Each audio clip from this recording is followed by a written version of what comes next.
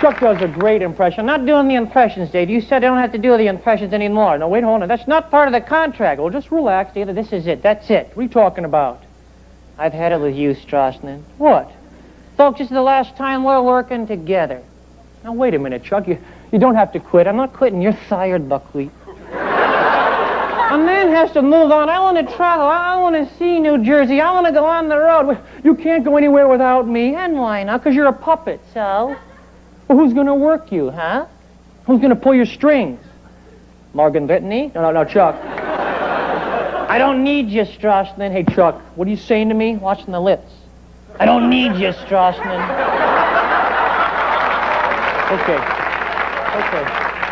Okay. You don't need me? I'll tell you what. You sit here, you tell a joke in front of you. You want to be the big star? Go ahead. Jump! Right, too far. What are you doing? No, sorry, that's just too far, Sam. I'm sorry. You're always trying to make me look stupid. Yeah, like you need help. If you think you can do better on your own, then you're very welcome. I can. Oh, really? Yes, really. Okay, well, this I have got to see. All right. Here's your microphone. Here's your microphone. There's the audience. And there are the judges. Good luck. And don't get buzzed. Go ahead, tell a joke. I don't need this from you or no one. You're nothing without me. You're just a stick of wood.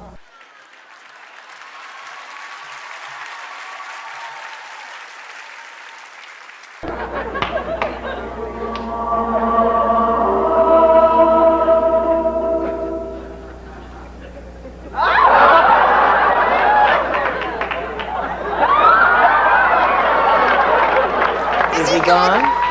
That's phenomenal. Well, you know, there have been a lot of side-by-side videos over the past few years. This is probably a few years back, but showing how similar they both are. So, while on this topic, what was your response to Zerdin winning AGT with what people claim to be your act? How with that? Well, look, it's I performed in 1986. I did the Late Show with Arsenio Hall, and I debuted my routine of Chuck firing me. I leave the stage. He comes to life, and that blew everybody away. And it put me on the map. And I got tons of TV in America. I was invited to England, and I did it in England in 1988 or 89. I am not the first ventriloquist to have robotics or servos in their puppets. I met oh damn, what was his name in New York? He had a Chinese puppet. He's kind of credited was the first guy to put robotics in. I can't remember his name. And then even in the 80s, I ran into a guy in Canada who had a remote control transmitter in one puppet and put it in another puppet, and he put the other puppet on a chair. But the weird thing is I never connected and went, oh, I should do that. I never thought, wow, why don't I put that in my act? And it wasn't until I was drunk off my head with a friend of mine, because we're radio control airplane guys. Okay, wow. Flying RC planes for decades. And he goes, we were just so drunk, we could barely even see. He goes, why don't you put the servos in Chuck? I go, oh, that'd be cool, man. We can freak people out. And we kind of did it on, how can we freak people out? And I never even in my mind even thought of the things I had seen prior. So, you know, every ventriloquist is going to do a woodpecker joke. If you don't, you're stupid, right? But that is called, I call it parallel. It's parallel creativity. Okay. You know what I'm saying? Every ventriloquist is going to do a woodpecker joke. Now that we have robotics, everyone's going to think of some way to have robotics in their show. I'm sure now. And Steve Axtell Creations, he's capitalized that and has so many different robotics that you can have in your show, and anybody can, and they're relatively inexpensive. Hold on, my dog is freaking out. I got to bring him in the house.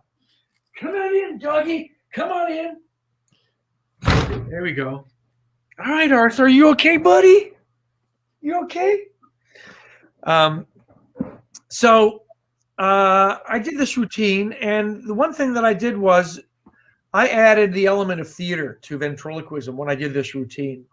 When I left the stage, it was an acting piece, and I paused, I waited, I was angry, there was no comedy, and the idea of Chuck coming to life was like, oh my God, this thing's alive.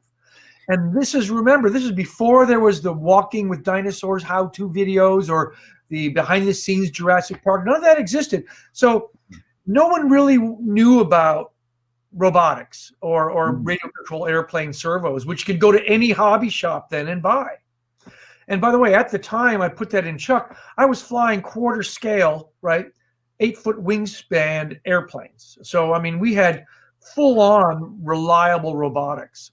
Yeah. The time I did this in a theater was in the cellar, the Comedy Cellar in Greenwich Village, New York.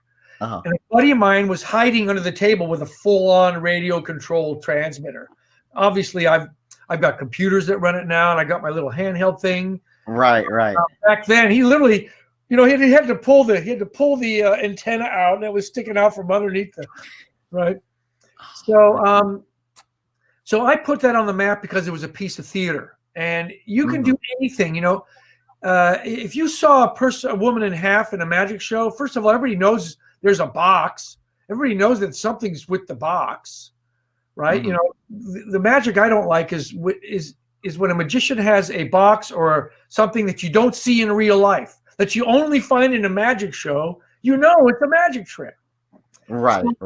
So for Chuck to come alive, I had to have a piece of theater that went with it. And so from that, I started putting music and sound effects in my show, and I'd have Chuck would talk about wanting to be a real boy, and I'd have the Pinocchio music, and then I got my dinosaurs that sang Bohemian Rhapsody by Queen, and I added my show to be a more theatrical production. So I did in 1996 the Royal Variety Show, which is the biggest. It's kind of like the Lincoln Center show here. It's the biggest one in England. The Queen is there, or Prince Charles, and I performed for Prince Charles, and I did that piece.